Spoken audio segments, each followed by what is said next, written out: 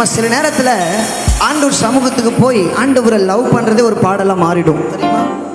இதுக்கு திறமை இருக்கிறவங்களுக்கு கிடைக்காது, கிருபை இருக்கிறவங்களுக்கு மட்டும்தான் கிடைக்கும். அல்லேலூயா. ஆமாம், அப்படி எழுதின லாஸ்ட்டாக எழுதின ஒரு பாட்டு தான், என் இதயம் துடிக்க மறந்தால் அதுதான் கடைசி நிமிடம், நான் உண்மை துடிக்க மறந்தால் அந்த நாளில் மரணம். என் இதயம் துடிக்க மறந்தால் அதுதான் கடைசி நிமிடம், நான் உண்மை துதிக்க மறந்தால் அந்த நாளில் மரணம். என் இதயம் துடி துடி. நான் எப்படி சொல்றேன், சபையில் 2 விதமான கூட்டம் இருப்பாங்க. எப்படின்னா, சில திறமை நம்பி இருப்பாங்க.